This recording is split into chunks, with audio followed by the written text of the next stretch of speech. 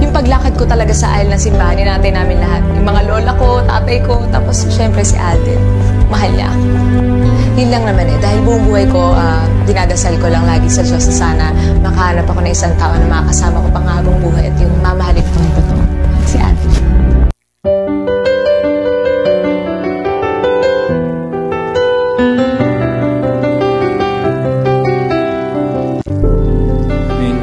Nung una kitang nakita sa TV, kasama si Lola ni Dora, pinapanood kita. Iniisip ko kung anong gagawin mo kapag nakita mo ako. Kaya, ang laki na lang ng tuwa ko nung ngumiti ka sa akin with matching pa baby wave pa. Mula nun, kagusto na ako sa'yo.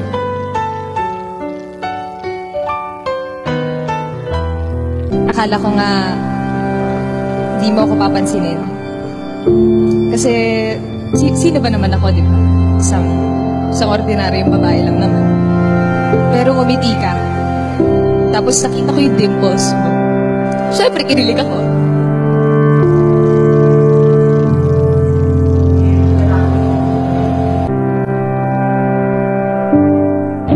I hope you're always happy. Pinapangako ko na sa bawat paggising mo hanggang sa pagtulog mo, hahawakan ko mga kamay mo, kayakapin ko ang puso mo. Pinapangako ko sa'yo na sa lahat ng mangyayari sa buhay mo na kasama ko, siguraduhin ko yun ang mga pinakamagandang pangyayari sa buhay natin dalawa.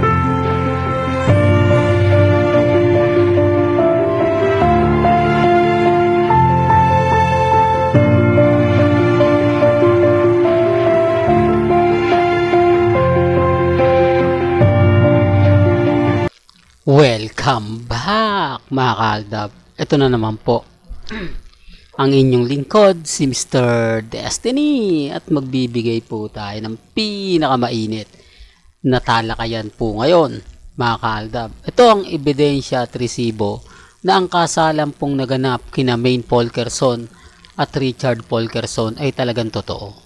Walang halong kumbaga sarsuela. Dito kapansin-pansin naman po ninyo. Nakikita nyo naman po dito.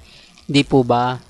Yung mga nangyari, mga naganap, di po ba? Anong ginagawa nila Rodion Cruz? At sinabi nga po ni Mengay, rinig nyo naman po, pamilya niya. Di po ba? Mga lola niya, tapos pamilya niya. Kaya nga po sabi ko sa inyo, may mga bagay-bagay nga po na mahirap nga po talagang ipaliwanag. May mga bagay-bagay nga po na kung titignan nyo naman po at susuriin, talagang may mali. Di po ba? At bakit nga po ba kailangang umiyak ni Alden Richards? Bawat banggitin yung mga sinasabi niya. Kaya nga po sabi ko sa inyo, mahirap po talagang mag-react, mahirap po talagang magkomento. Lalo na nga po kapag ang pinag-uusapan, ang Aldab Nation. Ako masaya po ako, lalo na po kitang-kita nyo naman po, di po ba? Kompleto ang pamilya Polkerson at pamilya Mendoza. Na nakapagtataka naman po, di po ba? Nakalye serye, wala naman po sila sa mga eksena, pero naandun po sila. Naandun para saan? Di po ba? Siguro kung kasali po sila sa teleserye, mas maiintindihan natin. Siguro kung kasama po sila sa mga eksena na ganon, hindi po natin maikakaila. Di po ba? Kaya nga sabi ko sa inyo, kampante lang po tayo, maging matatag. Lalong-lalo na nga po kapag ang pinag-uusapan natin ang real life couple. Di po ba? Pansin nyo naman po mga kaaldab yung mga sinasabi ko, mga pinapaliwanag ko, di po ba?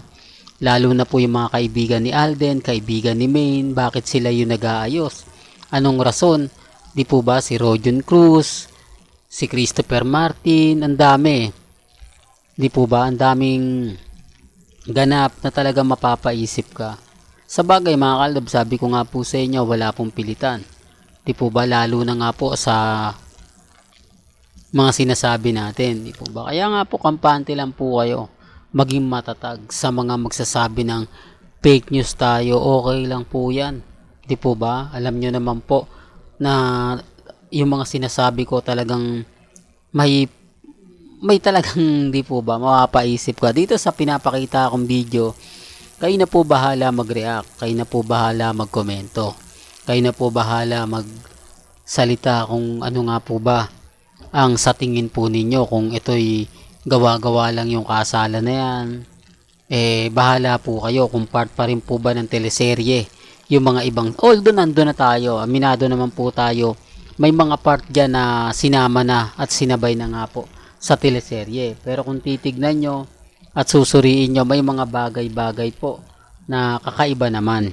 May mga bagay-bagay po na hindi naman siya part ng teleserye. Gaya nga po ng mga kaibigan ni Alden. Gaya nga po ng mga kaibigan ni Maine Mendoza. Doon pa lang may mali na no? Doon pa lang masasabi mo na, oh Mr. Destiny, maraming mali, maraming lapses. Maraming mga hindi ka panipaniwala, hindi ka aya-aya.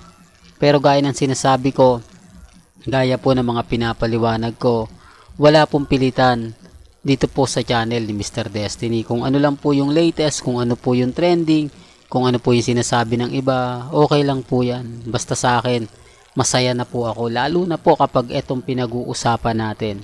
Sa dami po ng resibo at ebidensya, sa dami po ng mga taong hanggang ngayon nagmamahal kina Mengay at Tisoy, ako kampante, matatag, di po ba? Tapos magpapakita pa ako ng mga ganitong ebidensya at resibo.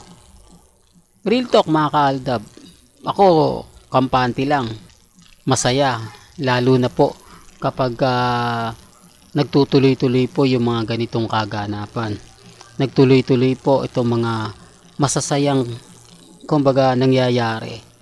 Bagamat maraming issue mga kaaldab, bagamat sinabi ng iba, matagal na yan Mr. Destiny, October 22 pa yan, 2016, marami na nagbago, marami. Ang punto rito mga kaaldab, sa mga sinasabi nilang hindi kasal si Maine, hindi kasal si Alden Richards, yun po yung pinupunto ko rito. Kaya ang pinaglalaban naman po namin dito, kasal di po ba? Ang pinupunto namin dito, may anak na po sila. Di po ba? Yung naging mag-on, alam na po ng lahat yan. Di po ba? Kaya nga po yung iba kumakampi sa akin na, tama ka naman Mr. Destiny, imposibleng hindi nagkaroon ng relasyon sila Mengay at Tisoy. Di po ba? Although okay lang po yun. Pero ang pinakamabigat nga po yung kasalan. At dito po, ito nga po ang ebidensya at resibo na magpapatunay. Resibo na magsasabi nga po kung sino nga po ba talaga ang totoong karelasyon ni Alden Richards at ni Maine Mendoza. Bagamat marami pa ring kwento, marami pa ring mga, dito pa lang po sa video na to, marami na rito magre-react, marami na rito magko-komento. Alam ko, hati ang opinion lahat na makakapanood, makakaintindi sa ina-update natin. Sabi ko nga po, wala naman pong pilitan.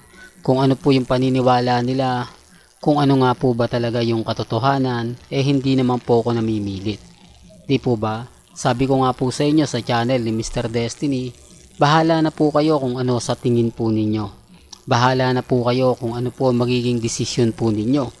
Kung sa tingin nyo fake news lahat ng sinabi ko sa kasalan nila Mengay at ni Alden, nire-respeto ko po kayo at ginagalang. Pero tignan nyo naman po, anong ginagawa ng kaibigan o mga kaibigan po nila Mengay at ni Alden Richards. Doon pa lang may mali na, di po ba? Doon pa lang malalaman mo na talagang may mga bagay-bagay po na kumbaga mapapaisip din po kayo.